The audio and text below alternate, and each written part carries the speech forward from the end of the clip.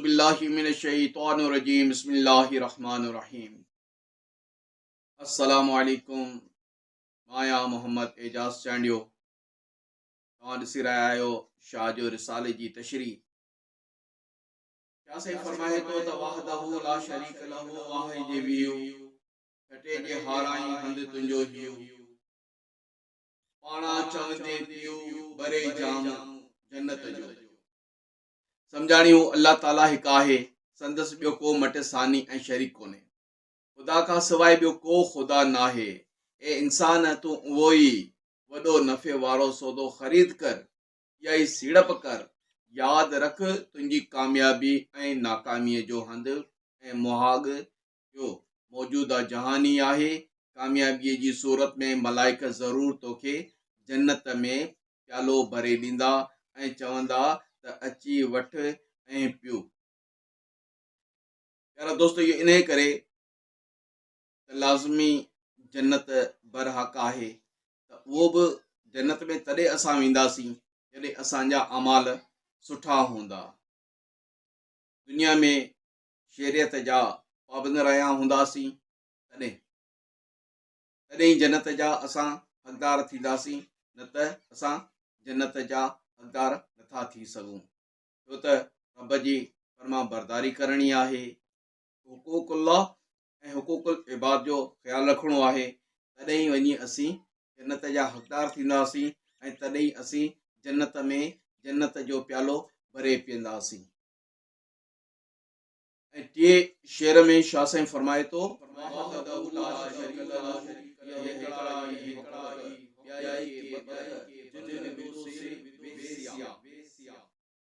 सम्झाणी अल्लाह हिकिड़ो आहे ऐं हुनजो को बि शरीक नाहे। वहदानियत यानी तौहीद जो हक़ ऐं सच ऐं असल इहो ई यकीन आहे। बाक़ी जेके दोए खे चिंबड़िया ॿियो को वेसा रखियो त आहे बेशक भुलियल ऐं गुमराह आहिनि। मुस्नवी में तौहीद जी सम्झाणी ॾींदे रूमी रहमतुल्लाहि ताला अलैह फरमाए थो केस्त तौहीद खुदा आमो मख्तन होश्तन रापेश वाहिद सोख्तन दरमन वमा सक गर दस्तई तो दस्त हस्त ऐं जुमला खराबी अज तो दस्त। माना ख़ुदा जी तौहीद जो छा मतिलबु आहे? पाण खे उनखे वाहिद हस्तीअ में पनाह करणु आहे, पर तूं मां ऐं तुवारी ॿियाईअ जे चकर में फाथल आहीं।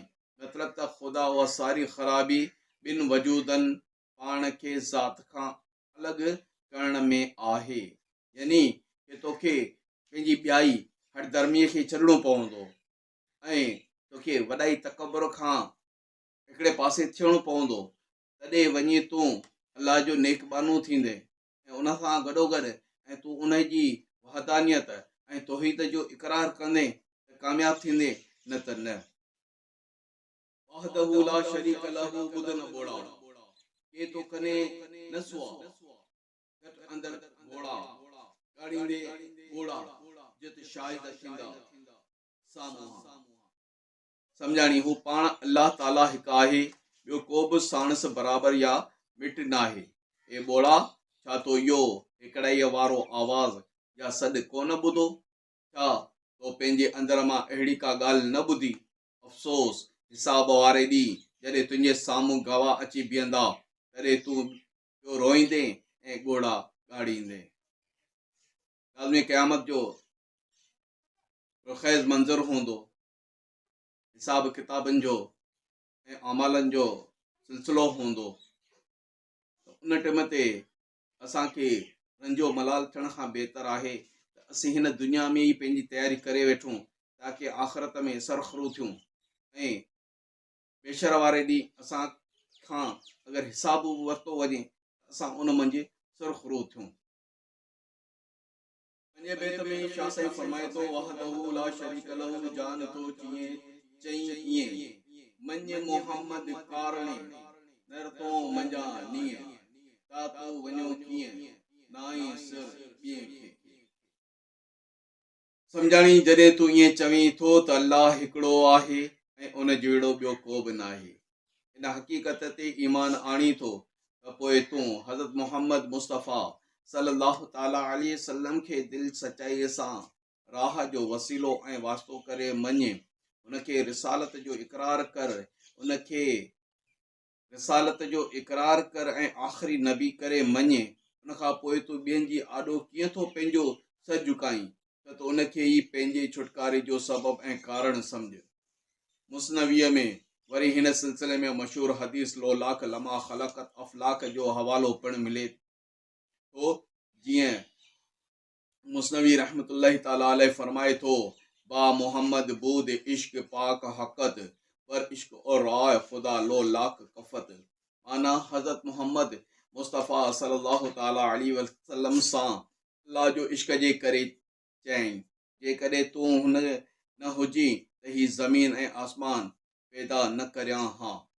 इहा हक़ीक़त आहे, छो त नबी करीम सल्लल्लाहु ताला अलैहि वसल्लम जे सदके ही असांखे इहा काइनात मिली।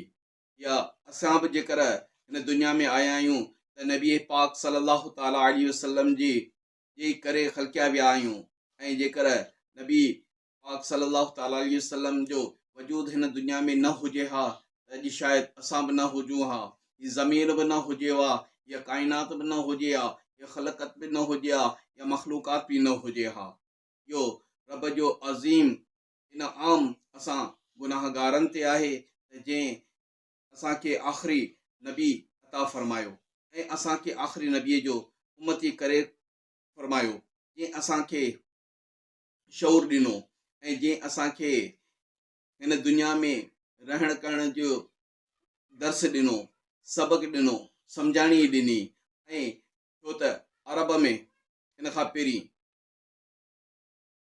ज़िंदा घोर दफ़न कयो वेंदो हो न्याणियुनि खे, ऐं उन्हनि खे आज़ादी नबी पाक सल्लल्लाहु ताला अलैहि वसल्लम जिन ॾियारी। ग़ुलामनि खे, इंसाननि खे ग़ुलाम बनाए करे क़ैद कयो वेंदो हो, ग़ुलामनि खे आज़ादु करण जो दर्स बि नबी पाक सल्लल्लाहु ताला अलैहि वसल्लम अता फ़रमायो। अॼु जेकर असां अल्हम्दुलिल्लाह मुस्लमान आहियूं त नबी पाक सल्लल्लाहु ताला अलैहि वसल्लम जे महिनत ऐं उनजे तुफ़ैल उनजे वसीले सां ई अल्हम्दुलिल्लाह मुस्लमान आहियूं। छो त रब करीम जो रस्तो बि असांखे नबी पाक सल्लल्लाहु ताला अलैहि वसल्लम ॾेखारियो, छो त उहे हिन दुनिया में अल्लाह तबारक व ताला जो पैगाम खणी आया, इन करे असांखे कंहिं शइ जी ख़बर ई कोन हूंदी हुई। अहिड़े हिसाब सां अल्लाह तबारक व ताला असांखे बि हज़रत शाह अब्दुल लतीफ़ बिटाई रहमतुल्लाहि ताला अलैहि जे तरीक़े ते हलण जी तौफ़ीक़ अता फ़रमाए, शिरकिया ऐं बातिल फितननि खां महफ़ूज़ फ़रमाए। प्यारा दोस्तो, अगरि तव्हांखे इहा वीडियो मुंहिंजी पसंदि आई हुजे त इनखे लाइक और सब्सक्राइब कंदा ऐं वीडियो खे शेयर कंदा। अगरि तव्हांखे वधीक रहनुमाई मुंहिंजी करणी हुजे त मूंखे कमेंट कंदा, ताकी वधीक बि तव्हांखे कुझु ॿुधाए सघां, सम्झाए सघां। अगरि तव्हांखे का शइ सम्झ में न आई हुजे त तव्हां उहा कमेंट करे मूंखां पुछी सघो था, ऐं अहिड़े हिसाब सां इनशा अल्लाह वधीक शाह साईं जे रिसालनि जी तशरीह कंदो रहंदुसि। उमेदु आहे त तव्हांखे इहा वीडियो पसंदि ईंदी। वधीक मोहम्मद एजाज़ चांडियो खे ॾींदा इजाज़त। अस्सलामु अलैकुम वरहमतुल्लाह।